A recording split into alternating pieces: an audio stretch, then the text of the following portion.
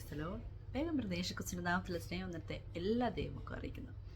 അനുഗ്രഹിക്കപ്പെട്ട ഒരു ചിന്താവിഷയമായിട്ടാണ് ഇന്ന് ദൈവമക്കളുടെ അടുത്തിലേക്ക് ഞാൻ കടന്നു വരുന്നത്. കാരണം ഈ ലോകത്ത് നമ്മൾ ജീവിക്കുമ്പോൾ, നമ്മൾ മനുഷ്യരായി ജീവിക്കുമ്പോൾ നമ്മൾ ഏറ്റവും കൂടുതൽ ഭാരപ്പെടുത്തുന്ന ഒരു കാര്യം എന്താണെന്നറിയോ?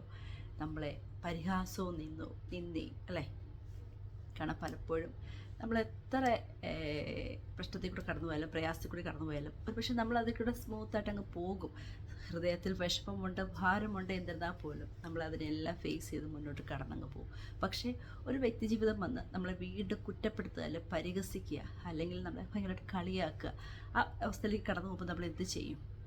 നമ്മൾ ആകെ കൂടെ ഭാരപ്പെടുമല്ലോ. ഒന്നുകൂടെ നമ്മുടെ ജീവിതത്തിലെ ആ ഒരു വേദന അധികമാവും അല്ലേ? കാരണം കർത്താവ് വ്യക്തമായിട്ട് പറഞ്ഞതെന്നു ചോദിച്ചാൽ നമ്മുടെ ജീവിതത്തിൽ ഏറ്റവും വലിയ ഭാരമായിട്ട് കടന്നു വരുന്നത് പരിഹാസവും നിന്ദയുമാണ്. പക്ഷേ ഈ നാളുകളിൽ നമ്മൾ ദൈവമക്കളായിട്ട് ലോകത്തിൽ ജീവിക്കുമ്പോൾ, ദൈവത്തെ മുറുകെ പിടിച്ച് ജീവിക്കുമ്പോൾ നമുക്കത് ഇച്ചിരി എക്സ്ട്രാ കൂടുതലായിരിക്കും.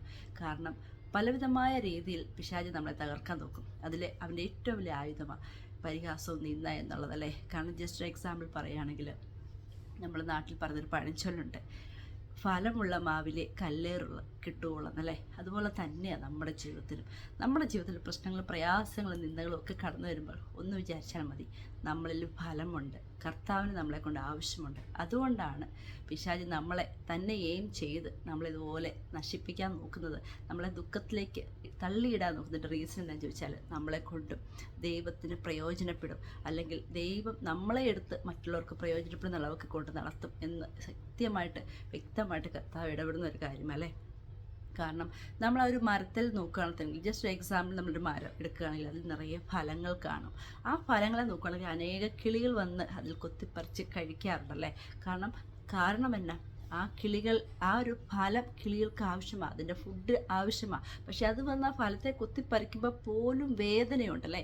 വേദനിക്കുന്നുണ്ട്. കാരണം ആ ഒരു ഫലം എന്ന് പറയുമ്പോൾ തന്നെ പച്ചയായിട്ട് ആ ഒരു വൃക്ഷത്തിൽ ഒട്ടിപ്പിടിച്ച് നിൽക്കുന്ന അതിൻ്റെ ഒരു രക്തമോട്ടമുള്ള ഒരു അവയവമാണ് ഈ ഫലങ്ങൾ എന്ന് പറയുന്നത്. പക്ഷെ ആ കിളികൾ ധാരാളമായിട്ട് വന്ന് കഴിക്കുമ്പോഴും അതിന് വേദനിക്കുമ്പോഴും ഒരിക്കലും ഒരു വൃക്ഷം പോലും ആ കിളികളെ ഓടിച്ചു വിടുന്നില്ല. കാരണം ആ വൃക്ഷം ആഗ്രഹിക്കും, അല്ലെങ്കിൽ വീണ്ടും കിളികൾ വരട്ടെ, നിറയെ കിളികൾ കഴിക്കട്ടെ, അതുങ്ങളെ വിശപ്പടക്കട്ടെ എന്ന രീതിയിൽ തന്നെ ആ ഒരു മരം നിന്ന് കൊടുക്കാറുണ്ടല്ലേ? അതുപോലെ തന്നെയായിരിക്കണം ഈ ദിവസങ്ങളിൽ നമ്മൾ ദൈവരാജ്യത്തിനായിട്ട് നമ്മൾ നിൽക്കുമ്പോൾ അല്ലേ, അനേകം നിന്ദകളും പരിഹാസങ്ങളും എല്ലാം നമ്മുടെ ജീവിതത്തിൽ കടന്നു വരും. അതിനൊന്നും നമ്മൾ മൈൻഡ് ചെയ്യാതെ കർത്താവ് നമ്മളെപ്പറ്റി എന്താണോ ആഗ്രഹിക്കുന്നത് അത് ഈ ദിവസങ്ങൾ ചെയ്തെടുത്ത് നമ്മൾ മുന്നോട്ട് പോവുകയാണെങ്കിൽ അനുഗ്രഹിക്കപ്പെട്ട രീതിയിൽ തന്നെ ദൈവം നമ്മളെ വഴി നടത്തും. ഒന്ന് മാത്രം ഞാൻ പറയാം, ദൈവമക്കളായിട്ട് നമ്മുടെ ജീവിതത്തിൽ അനേകം നിന്ദകളും പരിഹാസങ്ങളും കടന്നു വരും. കാരണം നമ്മളതൊന്നും ഗവനിക്കേണ്ട കാര്യമില്ല, ഇട്ടുകൊടുത്താൽ മതി. കർത്താവിൻ്റെ കയ്യിൽ നമ്മൾ ഏൽപ്പിച്ചു കൊടുക്കുകയാണെങ്കിൽ ദൈവം നമ്മളെ നടത്തും. കാരണം ഞാൻ പറഞ്ഞൊരു ഉദാഹരണം ഇതിൻ്റെ ഏറ്റവും നല്ലൊരു ഉദാഹരണമാണ്. കാരണം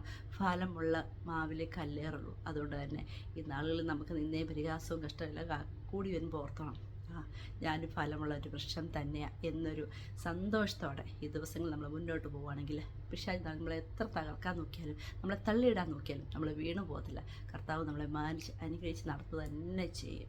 ഈ ഒരു ഷോർട്ട് മെസ്സേജ് അനേകം പേർക്ക് പ്രയോജനപ്പെടുമെന്ന് എനിക്കറിയാം. കാരണം എന്നാ വെച്ചാൽ പലപ്പോഴും നമ്മളെ തന്നെ ചോദിക്കുന്ന ഒരു കാര്യം, കർത്താവേ, ഞാൻ അങ്ങേ വിളിച്ചപേക്ഷിച്ചിട്ടും പ്രാർത്ഥിച്ചിട്ടും എനിക്കെന്താ ഇത്ര നിന്നേ പരിഹാസം കയറി വരുന്നത്? ദൈവത്തെ അറിയാത്ത എത്രയോ പേരുണ്ട്, അവരൊന്നും ജീവിതത്തിൽ പ്രശ്നങ്ങളില്ലല്ലോ എന്ന് നമ്മൾ പലപ്പോഴും ചിന്തിക്കുന്നുണ്ടല്ലേ? പക്ഷേ ഇന്ന് തൊട്ട് വിചാരിച്ചോണം, അത് കയറി വരുമ്പോൾ നമ്മൾ സന്തോഷിച്ചണം, പറഞ്ഞണം, ഞാൻ അനുഗ്രഹിക്കപ്പെട്ട ഫലമുള്ള വൃക്ഷം തന്നെയാണ്, അതുകൊണ്ട് എനിക്കങ്ങനെ കല്ലേറ് കിട്ടുന്നത് സാരമില്ല എന്ന് പറഞ്ഞ് ഈ ദിവസങ്ങൾ നമ്മൾ മുന്നോട്ട് പോവുകയാണെങ്കിൽ ദൈവം നമ്മളെ മാനിക്കും. അനുഗ്രഹിക്കപ്പെട്ട ദൈവം തന്നെ നടത്തും.